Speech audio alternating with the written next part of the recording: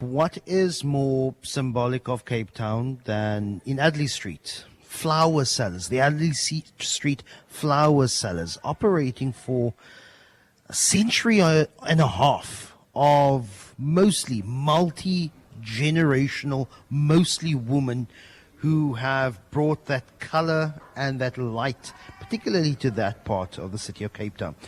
But the City Council now proposing a new informal trading plan for the historic Trafalgar Place flower market on Adderley Street. It will require the mostly women who have been trading there for decades now to apply for a monthly permit. It's the first time ever in the 150-year history of the Adderley Street flower traders. Sellers like Karin Lipari arguing that they're not informal traders. They view their presence as permanent, historical, handed down across generations. Karin joins me here in our studio. Good morning, Karin. Really appreciate your time. Just maybe sketch your family history. How long has the Adderley Street flower market been in your family and in your blood? Morning, Lester. I'm the fourth generation of the Trafalgar Place flower market. My granny used to work there, and I think I can only tell you from when I arrived at the age of 8 years old on the flower market. That time, that was still 1 rand a bunch of flowers, 3 bunches for 2 rand we were selling at the time. And yes, and over the years, me and my sister started our own business together. And so how do you view this proposal by the city saying that going forward you may need to apply for a monthly permit, pay your fees, and you are now classified as a registered, regulated, informal trade in the city centre? The flower sellers and myself, we don't appreciate that they drew up this proposal regarding us, using us as informal traders, because a lot of things can change. We've been there from generation to generation, and we don't want this to take off in the future. Last week we heard about this. They just put the paper down saying that they are proposing the flower sellers to become informal traders. So we didn't know about this proposal. So now we're fighting against this proposal. We would like the city to withdraw this proposal, because we must have permits by the end of the day. They're going to charge us a fee by the end of the day.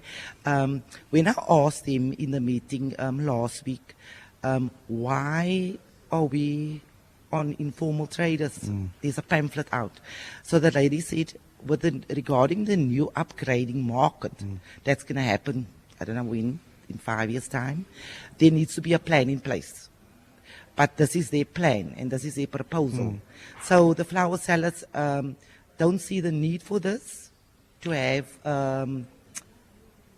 this proposed plan moving forward. Okay, so let me push back a little, and even if there have been multi-generations of sellers there, do you pay rent for your particular space in terms of the services that are provided there? Is that something that the flower sellers contribute to?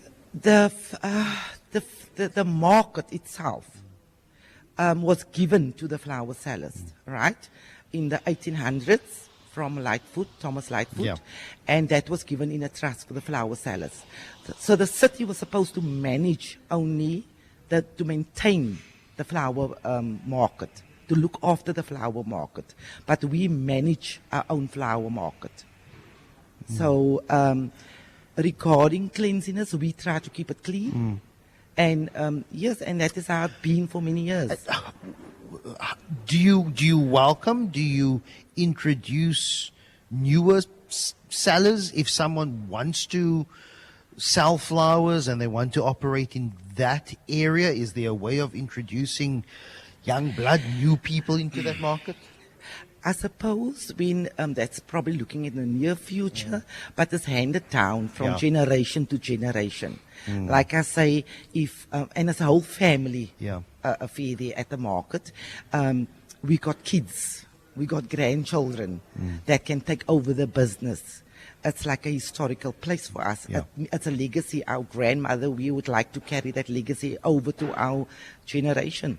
So there is not space for other people, outsiders, to come in trade there. And so then someone would say, well, noting the history, noting there is a legacy, what determines that the families that have been in that area across generations will have that right into perpetuity? Shouldn't it be a open democratic process of someone needing to assess, and in this case a city authority? Well, we want to share what is a very important historical space in the city centre. Why is it that you feel that you have the right to continue into the future? Like I say, it's been a generational hand down from generation to generation.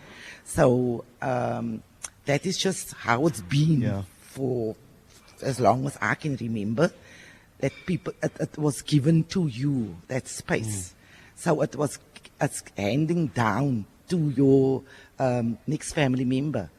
So let's just say if you want to come, Lester, there's no history for you there. Okay. So it's based on whether, so everyone who is there has a history, has a legacy, has a route that goes to the very, very first flower sellers. But keeping within that family legacy, do you have the younger people, the descendants, the children who are growing up now? Do they want to be flower sellers? Do they want to continue with a family business? Do you already have a line of succession plan? Yeah, I mean, I've got two sons that's interested in selling flowers as well and making it a business. So let's see. We're not sure what the end results will be there. But the thing is, if they don't want to stand there or sell flowers after I'm retired, then we will give it to somebody that wants to do business. But you will try and maintain to keep it within We the will family. try, yes. But if not, we will hand it over to somebody that's willing to do the business. Karin Lipari, really appreciate your time. You're welcome. She is part of the Association of Flower Sellers in Adderley Street at the Trafalgar Market.